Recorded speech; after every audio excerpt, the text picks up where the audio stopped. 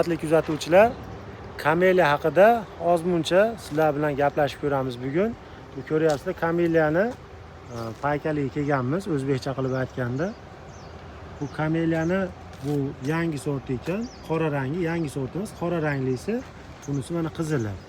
Aytishinglar mumkin, mana bu kameliyada g'unchalari yo'q. Ko'rib turibsizlar. G'unchalari endi paydo bo'ladi. Mana bunisini g'unchalari juda ham ko'p. Ochilayotganlari ham bor. Farqi nimada desanglar, buni farqi yoshida. Mana e'tibor bersanglar, bu gullash vaqtiga keldi. Bu esa o'sish davrida.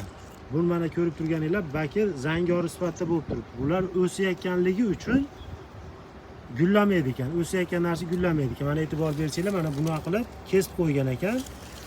Kesilgani uchun bular bor e'tiborini gullashga emas, shoxlashga qaratgan ekan.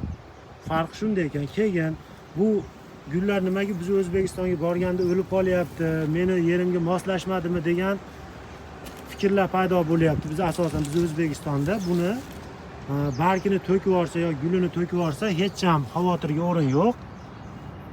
Asosan buni o'zimiz mahalliy Chirindida bo'lgan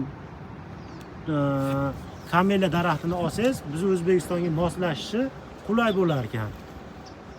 Keyin bizim muhitga moslashgandan keyin bular -8 gradusgacha sovuqqa chidab berar ekan. Mana ko'ryapsizlar, mana. Yangi kurtaylari. -8 gradusga chidagandan keyin bahorda 2-oydan boshlab yana boshqatdan barg chiqarib kurtaylashda davom etar ekan. Mana buni qaranglar, juda chiroyli holatda yangi barglar chiqargan mana. Buni asosiy yana bir xususiyati shundaki, bularga tepasidan emas, pastidan ko'proq suv berish kerak. Mana e'tibor bergan bo'lsanglar, mana pastda loy turibdi. Botqoq deydimi biz o'zbek tilida, botqoq turibdi, balota. Bularga qancha suvni bersangiz, suvda shunchalik chiroyli bo'lib yashnaydi ekan. Quyoshda yoqtirmaydi. Mana e'tibor bersangiz, mana quyoshdan himoyalovchi to'rlar bor. Bu kameliya daraxtiga mana qurt tushar ekan. Qurtga обязательно dori sepib turish kerak. Qurtga dori sepmasangiz, shunaqa qilib qurt bosib barglarni xunuk holatga keltirib qo'yar ekan. Endi hozir bitta narsani ko'rsatmoqchi edim sizlarga, mana quyosh urgan holati. Mana bunday holatda mana quyosh urib qo'yar ekan. Suv yetib bormay qolar ekan bargiga. Fotosintez suslashganda barglar shu holatda bo'lib qolar ekan. Mana buni esa qurt yegan. Qurtdan himoyalash uchun dori sepib turish kerak. Mana bu kasallikmi deyishinglar mumkin. Bu kasallik emas, bu baqaton deyiladi. Buni artsa chiqib ketadi. Ko'ryapsizlarmi? Namli yuqori bo'lgani uchun barglarga o'tirib qolgan.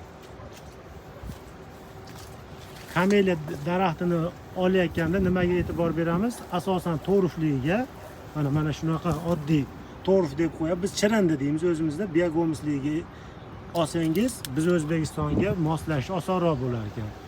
Oddiyaligindaqa latta nimada olingani ham moslashadi, faqat mana bunisi. Mana bunisini nazarda tutib aytayotgandim.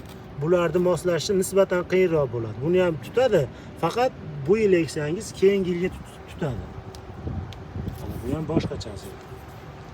Shuning uchun buni olgan ma'qulroq demoqchiman sizlarga tavsiya. Mana ko'rib turibsizlar, bu to'rif emas, oddiy o'zimiz mahalliy chirindi. Molli chirindisi ekan, molli go'ngidan chiritishgan holati. Perlaydi, vermikulli shunaqa narsalari bor ichida. Kuninglar xayrli o'tsin.